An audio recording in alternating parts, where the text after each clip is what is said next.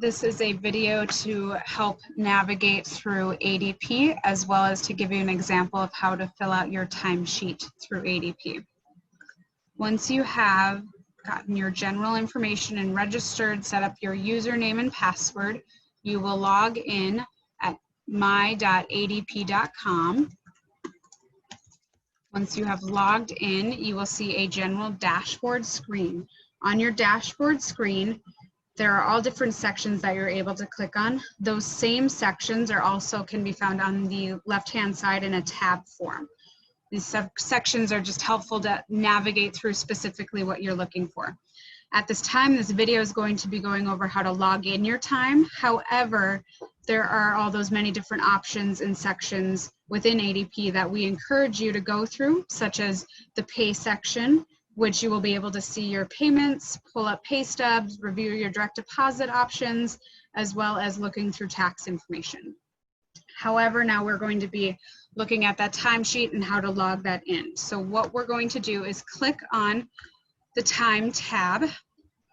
ADP allows you to see 2 weeks, your present 2 weeks. However, they also allow you to see your previous pay period, the current one, of course, and then the next pay period. So just make sure you're always on the correct pay period that you need it to be. When you're about to log in your time, make sure you're on the correct date. You will click the plus sign for that and a new screen will pop up.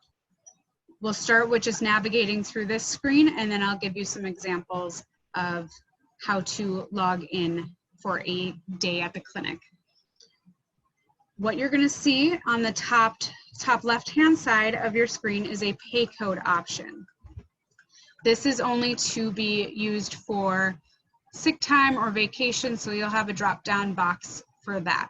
And I will also be showing you how to utilize that after we do a clinic day. There is a section for hours, and you will be logging in the time that you had for that day and for specific different reasons within the accounts as well. And this will always be different depending on what account you select. So now looking at the account options, you will see a blue letter option down at the bottom or a drop down. The drop down isn't going to give you a lot of information, so we always recommend that you select the plus new account blue click on option. So once you click on that, it will pull up a new screen. This is going to have a specific breakdown of the tasks you could have completed that day in order to make your timesheet as specific as possible. So I'll go over those now. The Clinic 1 code is to represent your direct time spent with a patient. The code 2 is your admin time. This is your indirect time, so allotted paperwork time, evaluation paperwork, your pre-approved project completion of a task, things like that. The evaluation 3 code is for when you're completing evaluations. The code 4 for feeding, for when you're completing feeding sessions with patients, and then there are other options for school, dyslexia, and speaking engagements. Right now we're going to kind of go over that example of how you would put in a regular day within ADP. So we're going to click on the plus option. Let's say I did an 8-hour day. I saw 7 patients and 1 was a cancel. So I'm going to plug in, I'm going to put in my patient time right away. So I saw 7 patients. They were each 60 minutes each. I'm going to then go to my account, make sure I click on the clinic, the billable option. So this is the billable time for the patient that I saw for their treatment sessions. I'm going to always double check and make sure that I put in the right account in the account option. Once I have put in those hours and completed everything, you will have to put in specific comments on what you did within those hours, which you can do that by the option located at the top upper right hand side of your screen. It's going to be the 3 dots. What you do is click on that. You'll click opening a comment and you'll see a little notes section.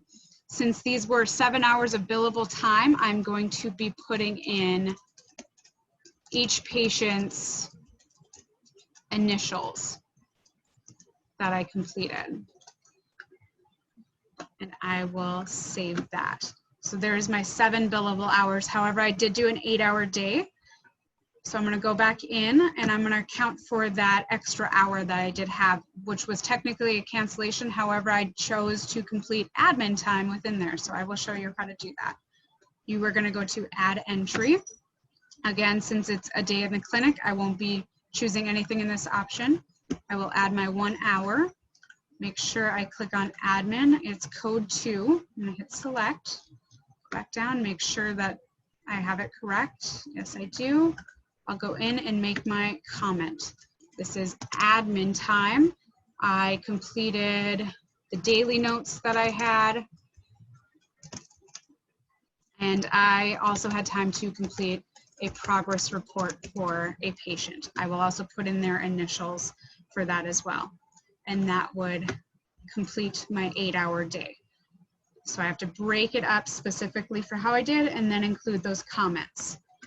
It can be a little bit different when adding in for an evaluation. So I'll also show you how to do that.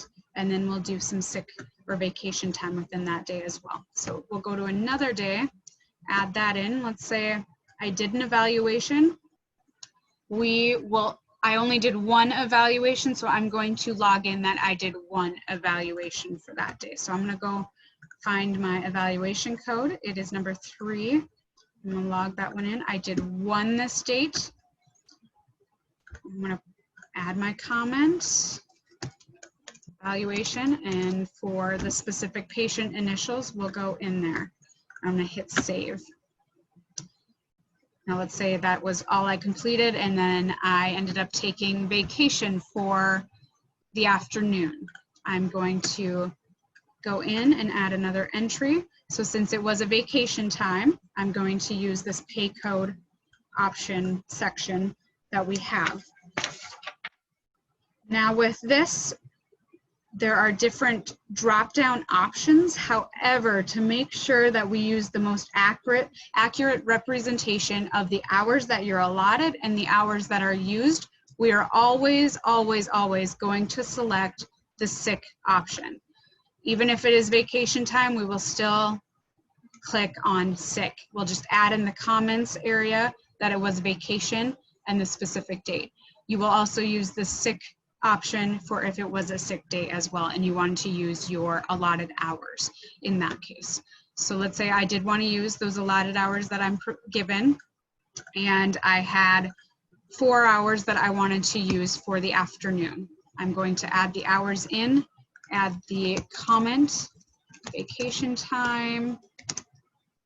I can put in, I can be as specific as I would like. I can put in that it was the afternoon of August 4th between the hours of 2 and 6. And that is how I put in my 4-hour time. So I'm going to save that. Once you've saved, you can always go back and look in. At the end of each 2-week period, making sure each section has a little comment icon in them would be perfect. If it doesn't, that kind of helps remind you that you need to add your comments into there. You can always click on that little comment section to see if you have it in accurately, and that's the way you would like to use it.